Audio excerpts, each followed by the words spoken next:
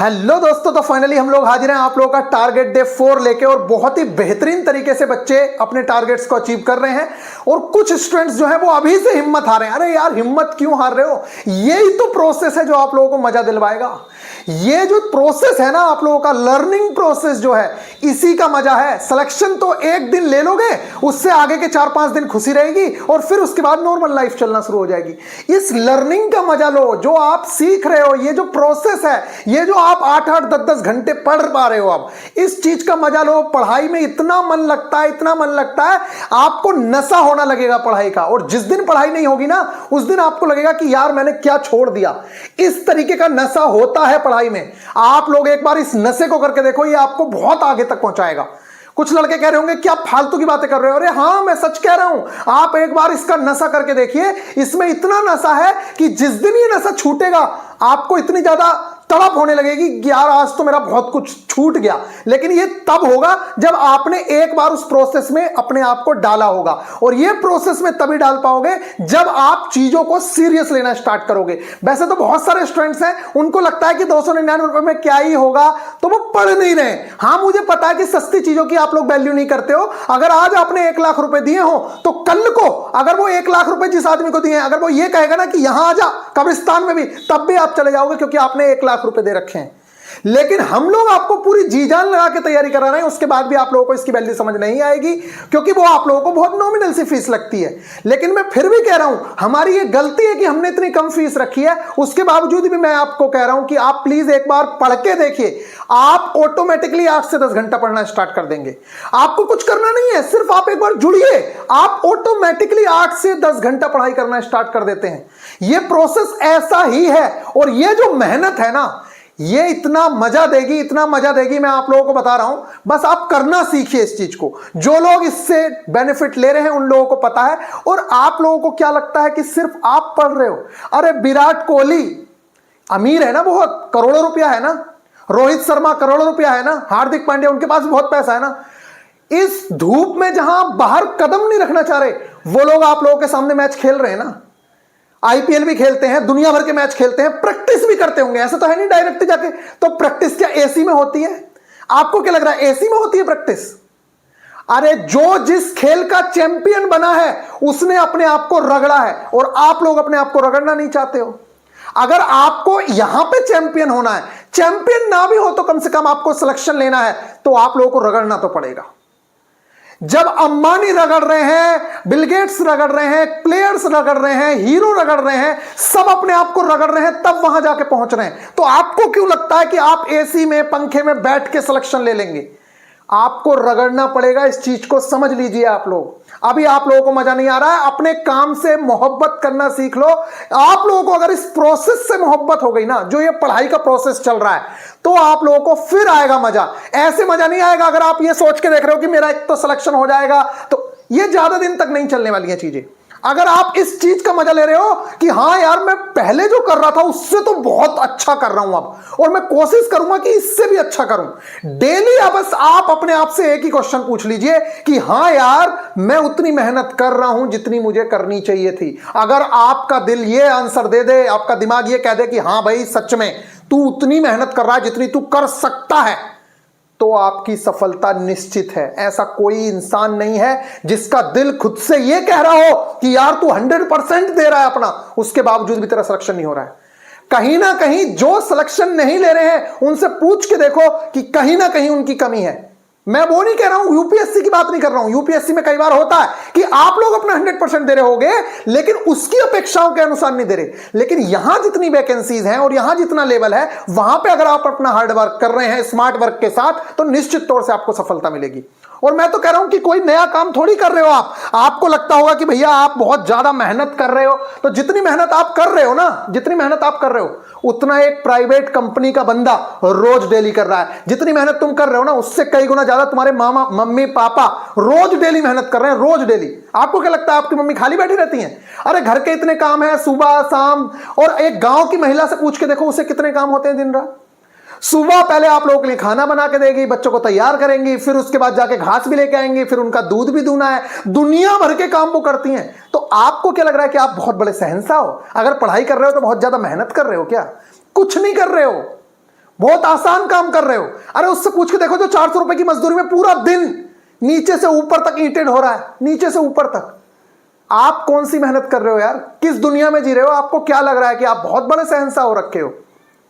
मेहनत करो, बार बार कह रहा हूं, मेहनत करो, एक राइट डायरेक्शन में मेहनत करो, आपको सफलता मिलेगी। बच्चे कहते हैं मेहनत से तो कुछ नहीं होता, मेहनत भी एक राइट डायरेक्शन में होनी चाहिए। ऐसा नहीं है कि जो चीज आनी नहीं है, फालतू की चीजें आप पढ़े जा रहे हो, उस मेहनत का भी कोई फायदा नहीं है। आप लोगों को यह भी पता होना चाहिए कि किधर मेहनत करनी है, किस डायरेक्शन में जाना है। जब आपको यह पता चल जाएगा तो आपको कोई रोक नहीं सकता है। जिस दिन मोहब्बत होगी ना काम से, उस दिन आपको पता चलेगा कि क्या होती है वैल्यू। और उस दिन आप लोगों को कोई कहेगा नहीं पढ़ने के लिए कि बेटा पढ़ ले। तुम्हारा मोहब्बत, जो तुम्हारा प्यार है ना, वो तुमसे कहेगा कि पढ़ पढ़ पढ़ पढ़, तभी आप पढ़ पाओगे। अभी हमारे कहने को नहीं सुनोगे, खैर इसलिए ज्यादा नहीं कहना चाहिए। फिलहाल आरआरबी एएलपी और टारगेट डे 4 काफी हद तक हमारा सिलेबस कंप्लीट हो रहा है और बहुत बेहतरीन तरीके से हो रहा है। 3 टारगेट में ही मैं आप लोगों को बताता हूं कितनी सारी चीजें हमने कवर की हैं। इस सिलेबस पे हमारी पूरी नजर है, बहुत बेहतरीन तरीके से हम लोगों के टारगेट्स चल रहे हैं और चलते रहिए। हम लोगों ने काफी ज्यादा टारगेट कंप्लीट भी किए हैं। ये आप लोगों का क्रैश कोर्स है, अगर आप ज्वाइन होना चाहते हैं तो हो सकते हैं। वैसे तो आप लेट हो, ये मेरे को भी पता है, लेकिन फिर भी एक मौका है। आप लोग टारगेट डे 1 से स्टार्ट करके 0 से बिल्कुल और साथ हो सकते हो, लेकिन थोड़ा जल्दी में आना पड़ेगा। अब वैसे आप लेट हैं, लेकिन फिर भी आप कंप्लीट कर सकते हैं। हो सकता है पेपर अगर डिले होगा तो आप लोगों को बहुत बेनिफिट मिलेगा। बहुत सारी टेस्ट सीरीज इसके अंदर आप देख लो, सिर्फ टेस्ट सीरीज का भी बेनिफिट उठाओगे ना, अगर आपकी तैयारी हो रखी है, आप टेस्ट सीरीज भी फायदा उठाओगे कोर्स के अंदर, तो भी आप लोगों को बहुत फायदा मिलेगा। अगर आप कहेंगे तो मैं टेस्ट सीरीज भी लॉन्च कर दूंगा। सिर्फ बैच लेने से क्या फायदा मिलेगा, तो ये देख लो। ये सारी की सारी चीजें एक ही प्लेटफॉर्म पे आप लोगों को मिल जाएंगी और बहुत ज्यादा बेनिफिट हमारे स्टूडेंट्स उठा रहे हैं। ये आप लोगों की कुल 299 फीस है, जिसे अब मैं बिल्कुल बढ़ाने ही वाला हूं, क्योंकि सस्ती फीस की वैल्यू नहीं होती है, ये मेरे को पता है। 299 रुपए की आप लोगों के सामने कोई औकात नहीं है, इसलिए आप इस चीज को समझते नहीं है। अगर यही बंदा 29,000 रुपए देगा ना कहीं पे, या 2900 रुपए देगा, तो वो एकदम सीरियस लेगा। क्योंकि जब आप ज्यादा कहीं पे पैसा इन्वेस्ट करते हैं ना, तो फिर आप लोगों के अंदर एक अलग जागृति होती है कि यार साला पैसा खर्च किया है, देखें क्या करा रहा है। तो आप उसकी हर बात सुनोगे, चाहे वो गलत भी बताएगा तब भी सुनोगे, क्योंकि आपने पैसा इन्वेस्ट किया है। यहां पे आपको सही बात भी नजर नहीं आएगी, क्योंकि आपने पैसा इन्वेस्ट ही नहीं किया है। वो वैल्यू थोड़ी है वो 299 रुपए की। लेकिन जो बच्चे इसकी वैल्यू कर जाएंगे वो सिलेक्शन मिलेंगे। फाइनली ये है हमारा टारगेट डे 4। और मैं आप लोगों को खुशखबरी ये बताऊं, टेंशन मत लो, बहुत सिलेबस आप लोगों का निपट चुका है, बहुत ज्यादा। ठीक है, अभी आप लोगों को पता चलेगा। पहले हम लोग स्टार्ट कर लेते हैं। स्टैटिक जीके में जो हम लोग चीज कवर करेंगे वो आज है जुलाई एंड अगस्त की इंपॉर्टेंट डेट्स। इंपॉर्टेंट डेट्स हम लोगों की चली रही हैं और ये मैं आप लोगों को पहले भी बता चुका हूं कि ये एक साथ कंप्लीट कभी नहीं होती है किसी से भी। इसलिए हम लोग क्या कराते हैं कि इनको धीरे धीरे याद कराते हैं, जिससे कि हर बच्चा उस चीज को कवर कर ले। और ये आप लोगों को भी पता है कि एक क्वेश्चन हर बार पूछा ही जाता है, चाहे वो विश्व पर्यावरण दिवस हो, युवा दिवस हो, कोई भी हो, इस तरीके की चीजें आपसे पूछ ली जाती हैं। तो एक क्वेश्चन आपका यहां से बनता है। तो जुलाई एंड अगस्त की इंपॉर्टेंट डेट्स हम लोग कवर करेंगे। इसके बाद चर्चित, पिछली बार हमने राष्ट्रीय महिलाएं कवर की थी, इस बार हम अंतरराष्ट्रीय महिलाएं कवर करेंगे। इंटरनेशनल वुमेन जो फेमस हैं वो आप लोगों को पता होनी चाहिए, बहुत ही ज्यादा इंपॉर्टेंट है। देखो आपको पता ही होगा, अगर आदमी कुछ काम कर रहा है तो वो इतना इंपॉर्टेंट नहीं है, लेकिन औरतें जो काम करती हैं वो ज्यादा इंपॉर्टेंट होता है। ऐसा क्यों? उसके पीछे रीजन है कि आदमी पहले ही बहुत सारे काम कर चुके हैं, इसलिए उनकी ज्यादा वैल्यू नहीं होती। लेकिन कोई ऐसा इंसान काम कर रहा है जो पहले नहीं कर चुका है, तो उसकी वाहवाही होगी। आप देख लीजिए, एक ठेला लगाने वाली लड़की भी इतनी ज्यादा फेमस हो जाती है। ठेले तो बहुत सारे लड़के लगाते हैं, वो नहीं हो रहे फेमस। एक वही काम है कि अगर औरतों ने कुछ भी प्राप्त किया है तो निश्चित तौर से वो हमारे लिए इंपॉर्टेंट होंगी, हमारे एग्जाम के लिए इंपॉर्टेंट होंगी। नेक्स्ट है स्थलों, शहरों और अभियानों के परिवर्तित नाम। ये भी एक फेवरेट टॉपिक है। जब से गवर्नमेंट आई है बहुत सारे नाम चेंज हुए हैं, तो ये आप लोगों को पता होना चाहिए कि अब पता कौन से होने चाहिए। ऐसा नहीं है कि पुराने वाले 90% जो क्वेश्चंस पूछे जाएंगे वो लेटेस्ट जो नाम चेंज हुए हैं, ऐसे क्वेश्चन आएगा। हाल ही में इस स्टेशन का नाम बदलकर रख दिया गया, बताइए क्या। हाल ही में इस शहर का नाम बदला गया है, इसका प्रस्तावित नाम क्या है। इस तरीके के क्वेश्चन ज्यादा पूछे जाते हैं। तो यानी कि पिछले 6-8 महीने में जो भी नाम चेंज हुए हैं वो आप लोगों के लिए इंपॉर्टेंट है। तो जितने भी सिटीज के नाम चेंज हो रहे हैं वो आप लोगों के लिए मोस्ट इंपॉर्टेंट है, ये याद रखिए। भारतीय संविधान की प्रस्तावना, देखिए संविधान अगर आप करना चाहें तो करें, अभी नोट्स मत बनाइएगा इसके, मैं ये आपको पीडीएफ प्रोवाइड कराऊंगा, आप प्रिंट निकालना इसके। ये जो है ना ये इसलिए कराई जा रही है, अगर आप एएलपी का ही एग्जाम देना चाह रहे हो और आपका मन नहीं है तो आप मत करिए। वैसे 1 से 2 क्वेश्चन पॉलिटी से आता है, अगर आपका मन नहीं है तो मत करिए। लेकिन ये मैं इसलिए करवाता हूं क्योंकि हम सिर्फ एक एग्जाम पे फोकस नहीं है, हमारा आगे एग्जाम और भी है, आगे ग्रुप डी भी है, उसके आगे आप लोगों का एनटीपीसी भी है, टेक्नीशियन भी है। तो सारे एग्जामों में आप लोगों की ये चीज काम आती है। अगर आपका मन नहीं है तो आप मत करिए, नोट्स में दूंगा, उससे सारा काम हो जाएगा आपका। फिर भी ये हम लोग जरूर से जरूर लेके चलेंगे। मैं बार बार कह रहा हूं, आप लोगों को मैंने बताया है कि इस चीज को आप स्किप करना चाहें तो स्किप कर सकते हैं, कोई बड़ी बात नहीं है। तो भारतीय संविधान की प्रस्तावना ये बहुत इंपॉर्टेंट है, इस चीज को हम कवर करेंगे। नेक्स्ट है भारत के प्रमुख नदी डैम। डैम है ये डैम, नदियों पर जो डाम बने हुए हैं, जैसे टिहरी डाम कहां पर स्थित है, ठीक है। इस तरीके के आपसे पूछा जाएगा, गोदावरी नदी पर कौन सा डाम बनाया हुआ है, टिहरी डाम किस नदी पर बना हुआ है। इस तरीके के बहुत क्वेश्चंस पूछे जाते रहे हैं पहले भी, ग्रुप डी के अंदर, एएलपी के अंदर, जेई के अंदर। तो आप लोगों को डाम जरूर से जरूर पता होने चाहिए। ये कुछ इंपॉर्टेंट टॉपिक्स हैं जो आपको होने चाहिए, जैसे इंपॉर्टेंट झीलें, इंपॉर्टेंट पार्क, इंपॉर्टेंट डैम्स, ये आपको पता होने चाहिए। तो आपको पता भी नहीं चलेगा और आपके सिलेबस के साथ ये सारी चीजें बहुत आराम से कंप्लीट होती रहेंगी। नेक्स्ट है भारत के लोक नृत्य और शास्त्रीय नृत्य। आपसे पूछा जाता है कुचिपुड़ी कहां का नृत्य है, आपसे पूछ लिया जाएगा बिहू कहां पर, बिहू नृत्य कहां का फेमस है। इस तरीके के क्वेश्चंस बहुत सारे पूछे जाते हैं। भांगड़ा, गिद्दा, ये सारी की सारी चीजें आपसे पूछी जाती हैं। तो ये भारत के लोक नृत्य और शास्त्रीय नृत्य में आता है। और आपके सिलेबस में ये लाइन लिख के दी हुई है कि कल्चरल चीजों से आपसे पूछा जा सकता है, तो ये सांस्कृतिक वाले में आपका आता है। तो इस चीज को आप जरूर से जरूर कवर करेंगे। तो ये हम लोगों का स्टैटिक जीके का टारगेट है। फिर भी मैं कह रहा हूं, अगर किसी को बहुत डिफिकल्ट लगती हैं ये चीजें तो आप इस चीज को स्किप भी कर सकते हैं, अगर आप सिर्फ एएलपी की तैयारी कर रहे हैं तो। और अगर आपको लगता है कि नहीं भाई मैं तो आगे एएलपी भी दूं, जरूरी थोड़ी है कि मेरा एएलपी निकलेगा ही, हो सकता है भगवान न करे किसी के साथ हो कि उसका एएलपी ना निकला, तो आगे टेक्नीशियन भी देना पड़ सकता है, आगे जेई भी देना पड़ सकता है, ग्रुप डी भी। तो मेरे अकॉर्डिंग इस चीज को आप करते चलिए। नेक्स्ट अगर बात करूं साइंस में, तो देखिए अब आपका डर कैसे निकलेगा। देखो कितने अच्छे हो आप लोग। 9th की अगर देखिए पूरी फिजिक्स मान लेते हैं 8 नंबर की आ रही है, या 7 नंबर की मान लेते हैं, 7 नंबर की, 7 नंबर की अगर फिजिक्स आ रही है तो आप ये बताइए, सिर्फ हमारे यहां पे फिजिक्स के अंदर एक चैप्टर रह जाएगा साउंड वाला। कौन सा चैप्टर? साउंड, ठीक है। 4 चैप्टर कंप्लीट हो गए। अगर मैं कहूं कि चलिए 4 नंबर में से अगर 3 नंबर भी, 7 नंबर की पूरी मान लेते हैं, जबकि ज्यादा ही आती है, 4 नंबर की अगर 9th की फिजिक्स मान ली जाए और 4 नंबर की उधर की फिजिक्स मान ली जाए, टोटल 8 नंबर की भी फिजिक्स है, तो 4 में से 3 नंबर तो आपके कंफर्म हो गए ना। एनसीईआरटी के तीनों चैप्टर, वो 4 चैप्टर आपके कंप्लीट हो गए फिजिक्स के। और यहीं से पूछेगा, आप इतनी सारी चीजें पढ़ोगे, उसमें से भी जो एग्जाम में आएगा वो यही आएगा जो आप देख रहे हो। तो आप सबसे पहले इसी को क्यों ना कर लो जो एग्जाम में आने वाली चीज है। तो आप लोगों के 3 नंबर तो कम से कम यहां से कवर हो गए अभी अभी में, और नेक्स्ट टारगेट में वो चारों के चारों कवर हो जाएंगे। ठीक इसी तरीके से बायो का भी सिर्फ एक चैप्टर बचा है, बायो में सिर्फ 3 ही चैप्टर है 9th के अंदर, 2 चैप्टर आपके कवर हो रहे हैं। इस बार वो वाला टिश्यू वाला भी चैप्टर कंप्लीट हो जाएगा, तो 2 चैप्टर आपके कवर हो रहे हैं। तो आप ये मान के चलिए अगर 7 नंबर की बायो आ रही है, 7 नंबर की, तो 7 में से 3 नंबर तो कम से कम यहां से खींच ही दोगे आप। 3 चैप्टर यहां है, 4 वहां है, तो 3 चैप्टर्स के अंदर 3 नंबर तो आपके खींचेंगे। एक क्वेश्चन सेल से आ जाता है, एक आध क्वेश्चन टिश्यू से आ जाता है, एक अगला चैप्टर है। तो आप समझिए कि कितने नंबर की तो साइंस ही हो गई आपकी।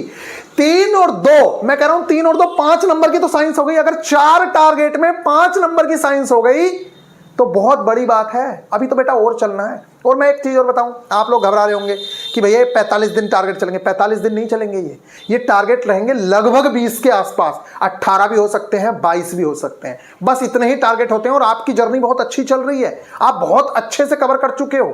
4 कंप्लीट करने का मतलब है कि आप बहुत आगे आ चुके हो, और 4 करोगे तो लगभग आधा सिलेबस निपट लेगा। इसलिए हम हिम्मत मत हारो, कवर करो, जितना करवाया जा रहा है उतना कवर करो। एक बार तो जम भरो यार, एक बार तो मेहनत करो। दुनिया तो रोज डेली मेहनत कर रही है, आप एक बार मेहनत नहीं कर सकते। क्लास 9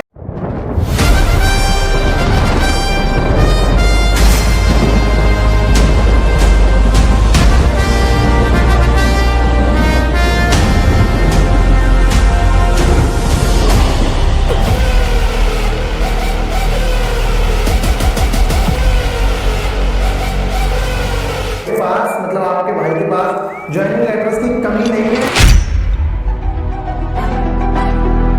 आरंभ है प्रचंड बोल मस्तकों के झुंड, आज जंग की घड़ी की तुम गुहार दो। आन आन शान या की जान का हो दान, आज एक धनुष के बाण पे उतार दो। आरंभ है प्रचंड बोल मस्तकों के झुंड, आज जंग की घड़ी की तुम गुहार दो। आन आन शान या की जान का हो दान, आज एक धनुष के बाण पे उतार दो। आरंभ है प्रचंड। कहानी सुनाए सर, सबर और ध्यान दोनों से सुनिए। इस बार सिर्फ मजा ही नहीं, ताज्जुब भी होगा।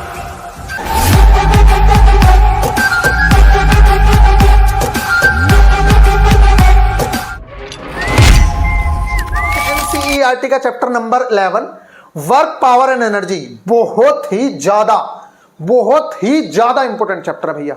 इतना इंपॉर्टेंट चैप्टर कि इससे बहुत सारे क्वेश्चंस आपके एलपी सीवीटी 2 के पार्ट ए में पूछे गए। इसलिए मैं कहूंगा जी जान लगा के जितना अच्छे से हो सके इस चैप्टर को कंप्लीट करिएगा। वैसे तो हम सारे चैप्टर एक से एक बेहतरीन कर रहे हैं, जितना अच्छे से हम लोग कर रहे हैं उतना अच्छे से शायद ही कोई कर रहा होगा। इतने कम टाइम में इतने बेहतरीन तरीके से जो सिलेबस निपट रहा है ये बहुत कम लोगों का है, और वो आप खुश नसीब हो कि यहां जुड़े हुए हो, जिसके चलते आप लोगों का इतना बेहतरीन तरीके से सिलेबस निपट रहा है। नहीं तो लोग एक एक चैप्टर को ही निपटाते रह रहे हैं और वो उनकी हालत खराब हुई पड़ी है। इसका मतलब ही है कि वो बच्चे के अंदर प्रतिभा तो थी लेकिन प्रतिभा दब गई। लड़की का नाम नहीं ले रहा हूं मैं, प्रतिभा मैं कह रहा हूं कि प्रतिभा मतलब उसके अंदर जो एक भावना थी कि मैं निकाल लूंगा। सारे लड़कियों के ही नाम क्यों आ रहे हैं, प्रतिभा, भावना। चलिए ठीक है, कहने का मतलब यह है कि उसके अंदर एक एनर्जी थी कि भाई मैं निकाल लूंगा, लेकिन उसकी एनर्जी डाउन कर दी गई। एक ही चैप्टर के 40 लेक्चर्स देके, दूसरे चैप्टर के 20 लेक्चर देके उसने दम तोड़ दिया कि यार अब मुझसे ना हो पाएगा। तो ये है आप लोगों को एक डिमोटिवेशन की टाइप लेके जाने का। डिमोटिवेट हो जाओगे आप उन चीजों से। तो ऐसी चीजों से पढ़ो, ऐसी जगह से पढ़ो जहां से आप लोगों को बेनिफिट मिले। तो चलिए ये देखिए, चैप्टर वाइज हमारा वर्क पावर एंड एनर्जी है, कार्य, शक्ति एवं ऊर्जा। वेरी इंपॉर्टेंट चैप्टर है, लिखा है वेरी इंपॉर्टेंट, कार्य तथा ऊर्जा। यही चैप्टर कार्य तथा ऊर्जा के नाम से आपको एएलपी सीवीटी 2 में, तो यार आप लोगों का तो पढ़ने में और ज्यादा मन लगना चाहिए, क्योंकि यार यही चीजें आपका तो इस समय इतना जी जान से मन लगना चाहिए कि यार यही सारी चीजें तो मेरे सीवीटी 2 में है। तो मैं तो सीवीटी 1 की तैयारी कर रहा हूं, तो मेरी ऑटोमेटिकली सीवीटी 2 की भी तैयारी हो रही है। फिर भी लेकिन आप नहीं करते हो, तो ये तो भुगतोगे फिर आप अगर नहीं करोगे तो। ये हो गया। नेक्स्ट है gravitation chapter complete with PYQ and exemplar. पहले आपने ग्रेविटेशन चैप्टर कंप्लीट किया, आपके पास हो सकता है टाइम ना हो, तो आप इस बार उस चैप्टर के प्रीवियस ईयर क्वेश्चंस जरूर से जरूर देख लें कि मेरे एग्जाम में कैसे क्वेश्चंस आए हुए हैं। आप पाएंगे कि ALP CBT 1 या फिर ग्रुप डी या जेई सारे क्वेश्चंस आपके एनसीईआरटी से ही थे, और आप आज तक इधर उधर फंसे रहे कि ये पढ़ लो ये पढ़ लो, वहां से कुछ नहीं। आपने इतना पढ़ा इतना आया, यहां इतना पढ़ोगे इतना ही आएगा। तो पहले वो चीज करो जहां से 100% चीजें आनी है। तो ग्रेविटेशन वाला जो चैप्टर है वो चैप्टर इस बार आपको कंप्लीट करना है। अगर आपने पिछली बार नहीं किया था तो मुझे पूरी उम्मीद है आपने पिछली बार वो कंप्लीट कर लिया है। नेक्स्ट ये जो है इस चैप्टर पे हमारा पूरा फोकस रहेगा इस बार। वैसे ये अगली बार भी हम डालेंगे साउंड वाले चैप्टर के साथ, और अगली बार आप लोगों का काम पूरी तरीके से फिनिश। वैसे हम एक बार और देते हैं, टेंशन मत लो। एक जब पूरी फिजिक्स कंप्लीट हो जाएगी 9th की, पूरी बायो कंप्लीट हो जाएगी, तो आपको रिवीजन सेशन भी देते हैं एक। तो टेंशन मत लो, पहले कंप्लीट तो करो, रिवीजन भी करने मिलेगा। ठीक है, ये हो गया। इसके बाद हम लोगों ने उत्सर्जन तंत्र ये डाल दिया है, काफी इंपॉर्टेंट सेक्शन है ये भी। वैसे तो बायो आप अगर वहां से कंप्लीट कर रहे हो एनसीईआरटी से तो करने की जरूरत नहीं है, फिर भी उत्सर्जन तंत्र की वीडियो आप देख लीजिएगा, नोट्स मेरे हैं ही हैं, तो आपको कुछ करने की जरूरत नहीं है। उत्सर्जन तंत्र की एक वीडियो देखेंगे, उसके बाद शरीर के प्रमुख अद्भुत तथ्य। ये देखो, ये वाली जो चीजें हैं ये याद करनी होती हैं। कुछ चीजें होती हैं समझने वाली, कुछ चीजें होती हैं याद करने वाली। जैसे शरीर से रिलेटेड तथ्य हैं कि सबसे बड़ी हड्डी, सबसे छोटी हड्डी, सबसे लंबी हड्डी, सबसे मोटी हड्डी, सबसे मजबूत हड्डी, ये चीजें तो ये आपको याद करनी पड़ती हैं। एक बार आप देखोगे, फिर दोबारा देखोगे, तिबारा देखोगे, ऑटोमेटिकली याद हो जाएंगे। तो ये फैक्ट हैं कुछ, ये आपको याद करने हैं, ये बदलते नहीं है, ये बदलेंगे नहीं। साल 10 साल में कोई चीज चेंज हो जाए, कोई रिसर्च आ जाए तो बात अलग है, अदरवाइज सबसे बड़ी हड्डी अगर फीमर है तो फीमर ही रहेगी। समझ आ रही है? सबसे छोटी अगर कान की है स्टेपीज तो स्टेपीज ही रहेगी, ये ध्यान रखिए। तो इनको याद करना है, जिंदगी भर काम देंगे। नेक्स्ट है हमारा जो चैप्टर चल रहा है क्लास 9th एनसीईआरटी का चैप्टर नंबर 6 टिश्यूज। हाँ, कंप्लीट चैप्टर हमने पिछली बार किया, इस बार हम हाफ चैप्टर हमने पिछली बार किया, इस बार हम कंप्लीट चैप्टर करेंगे। नेक्स्ट अगर मैं बात करूं तो टारगेट डे 4 है। टारगेट डे 4 के अंदर आप लोगों का मैथ्स के अंदर ऑल प्रीवियस ईयर चैप्टर का रिवीजन, जो भी आपने पुराने चैप्टर किए हैं उनका रिवीजन कर लेना, ठीक है? जो भी पुराने चैप्टर्स हैं उनका रिवीजन कर लेना। और नेक्स्ट है, इस बार आपको दिया है घनमूल एवं वर्गमूल। ये छोटा सा चैप्टर है, 3-4 घंटे का चैप्टर होगा बस। घनमूल और वर्गमूल, यहां तक कि मैं बता दूं, बेसिक से भी घनमूल वर्गमूल निकालना सीख लेना, क्योंकि डायरेक्ट घनमूल और वर्गमूल निकालने के बहुत सारे क्वेश्चंस पूछे जाते हैं और वो कई बार शॉर्ट ट्रिक से नहीं हो पाते हैं। तो जो आरएस अग्रवाल में बेसिक तरीका दिया हुआ है उससे भी आप इनके क्वेश्चंस को कर लेना। नेक्स्ट है सिंप्लीफिकेशन बेसिक्स। सिंप्लीफिकेशन जो बी बोर्ड मास रूल है उसका आप बेसिक कवर कर लीजिएगा। ये तो पूरा चैप्टर करना है, इसको आप बेसिक कवर करेंगे। एक बार हमारे साथ जुड़ गए हो तो मेहनत करना तो आप सीख ही गए हो, मुझे पता है। और जो बच्चा मेहनत करना सीख गया वो सिलेक्शन लेगा ही 100%, ठीक है? तो बिना किसी टेंशन के तैयारी करते रहिए। ये हम दोनों के मैथ्स के टारगेट हैं। और टारगेट कहां मिलता है ये मैं बता ही चुका हूं। वीआईपी गुरुजी ऑफिशियल एप्लीकेशन डाउनलोड करिए, उसमें जाइए, सारे गाइडेंस सेशंस देख लीजिए और फिर टेलीग्राम चैनल ज्वाइन कर लीजिए। अभी मैं दिखा दूंगा लास्ट में। रीजनिंग के अंदर एनालॉजी और सिमिलैरिटी, ये बहुत ही ज्यादा बड़ा चैप्टर है। इसके क्वेश्चंस देखने में सबको इजी लगते हैं, बाकी टीचर्स इस पे ज्यादा फोकस नहीं रहते हैं क्योंकि उनको लगता है कि ये तो बहुत आसान है, लेकिन बच्चे से याद नहीं होते हैं। लेकिन मैं आप लोगों को बताऊं, इस चैप्टर को इस 2 नजर से तैयार करिए कि ये चैप्टर आपका स्टैटिक जीके में भी फायदा करेगा। अगर आपको देश और राजधानी याद है तो ये चैप्टर कंप्लीट होगा। आपको स्त्रीलिंग पुल्लिंग याद है तो यूपी पुलिस में भी क्वेश्चंस कर पाओगे। कहने का मतलब यह है कि यहाँ की जो चीजें हैं सारी की सारी वो आप लोगों को बाकी जगह पे भी काम आती हैं। तो एनालॉजी एंड सिमिलैरिटीज वाला चैप्टर इस बार भी है, इस बार आप इसके कुछ क्वेश्चंस करेंगे। पिछली बार आपने थ्योरी की है। वाटर एंड मिरर इमेज, मैं कह रहा हूं सिर्फ 15 मिनट का चैप्टर है, सिर्फ 15 मिनट का यार, उससे ज्यादा है ही नहीं। और मेरे नोट्स भी एक या 2 पेज के हैं इसके, बस वाटर एंड मिरर इमेज के 1 या 2 पेज के नोट्स हैं सिर्फ। मैं अभी दिखा दूं आप लोगों को नोट्स। चलिए छोड़िए, नोट्स दिखाना ही क्या है, आप लोगों को तो मिलेंगे ही मिलेंगे, अभी यहाँ पे मिलेगा नहीं, काफ़ी ज़्यादा बुक्स पड़ी हुई हैं। सिर्फ 1 या 2 पेज में हो जाएंगे, आप लोगों को टेंशन लेने की जरूरत नहीं है, मैं आपके साथ खड़ा हूँ, तो बस आप टेंशन मत लीजिए। नेक्स्ट है पेपर कटिंग एंड फोल्डिंग। एक क्वेश्चन आता है यहाँ से, मिरर इमेज और वाटर इमेज से एक क्वेश्चन आएगा और एक क्वेश्चन पेपर कटिंग फोल्डिंग से आएगा, और बहुत आसान है। दोनों के कॉन्सेप्ट लगभग सेम है, थोड़े थोड़े से, ठीक है? अब बाद में पता चलेगा कि क्यों सेम है, जब मैं करवाऊंगा तब पता चलेगा। तो इन दोनों चीजों को करेंगे। नेक्स्ट साथ में लिखा हुआ है revisions of all previous targets. अपना जो पीछे का टारगेट है, जो भी रीजनिंग में दिया गया था उसको आप रिवाइज करिए, बस इतना ही आप लोगों का टारगेट है। और पुराने स्टूडेंट्स के लिए तो ये बहुत ज़्यादा जरूरी है कि आप लोग अपनी पुरानी चीज़ों को देखिए। अगर मान लीजिए आपने 90% चीज़ें कवर कर रखी हैं, आप उन चीज़ों का रिवीजन करते नहीं हो, फालतू की नई नई चीज़ें पढ़ते जाते हो, कैसे मजा आएगा ये बताइए? तो पुरानी चीज़ों को जरूर से जरूर रिवाइज करिए, नई चीजें जरूर पढ़िए लेकिन उन्हें स्लोली पढ़िए। इन चीजों को बेहतरीन तरीके से कर लीजिए जिससे कि इससे क्वेश्चन आए तो एग्जाम में ना छूटे। तो आई होप कि आप लोगों को सब पता चल गया होगा। ये अपना क्रैश कोर्स है, अगर अभी भी कोई ज्वाइन होना चाहता है तो अभी ज्यादा डिले नहीं हुआ है, उसके बाद आप लोगों से संभलेगा नहीं, ये समझ लीजिएगा। फिर भी मैं कह रहा हूं कि अगर कोई भी नया स्टूडेंट हमारे ऐप पे आया तो उस स्टूडेंट को कहां से चीजें शुरू करनी है वो मैं बता दे रहा हूं एक बार फिर से। वैसे बार बार मैं बताता हूं लेकिन फिर भी बच्चों को नहीं समझ आता है। आप यहां आइए कोर्स के अंदर, यहां पे क्लिक कर लीजिए, ठीक है? ये व्यू कोर्स पे जाइए, जब आप परचेज कर लेंगे तो आपको ये दिखेगा। सबसे पहला काम आपको ये करना है, अगर कुछ भी नहीं कर रहे हो ना, देखिए ये वेलकम वीडियो है, ये है, यहां पे ना मैंने एक वीडियो डाली है ALP स्टूडेंट, ये आंखों वाला नहीं, न्यू स्टूडेंट्स देख लो आपको सारा कंटेंट कहां मिलेगा। ये जो वीडियो है ना, इस वीडियो में मैंने एक एक चीज बताई आपको कि सारा कंटेंट कहां मिलेगा। ये आंखों की वीडियो है, और ये आप लोग के स्टेजेस के बारे में समझाया है। और इसके बाद यहाँ पे सिलेबस डिस्कशन हुआ है बहुत ही बेहतरीन तरीके से, 40-40 मिनट में एक एक चीज को समझाया, जिसमें आपको पता चलेगा कहाँ से कौन सी चीजें आती हैं। ये टारगेट डेज वीडियोस जा रही हैं। यहाँ पे देखो टारगेट कैसे कंप्लीट करना होता है, टारगेट क्या होता है, target day 1, target day 2, target day 3, इसी तरीके से टारगेट डे 4 मिलेगा। लेकिन अब लेक्चर्स कहाँ पे मिलेंगे, कंटेंट कहाँ पे मिलेगा, आप यहाँ आइए, ये तो टेस्ट सीरीज है, यहाँ आइए, ये जो टेलीग्राम चीज है इसको जरूर से जरूर ज्वाइन कर लीजिए। सारा का सारा कंटेंट इसी के अंदर है। मैं बार बार कह रहा हूं, आपको सारे लेक्चर सब कुछ यहीं पे मिलेगा, तो इसको जरूर से जरूर ज्वाइन करिए। तो मिलेंगे फिर नेक्स्ट वीडियो में, ख्याल रखिएगा। बाकी सारा कंटेंट कहां है क्या है वो मैं आपको बता चुका हूं। मिलते हैं नेक्स्ट वीडियो में, ख्याल रखिएगा, टेक केयर।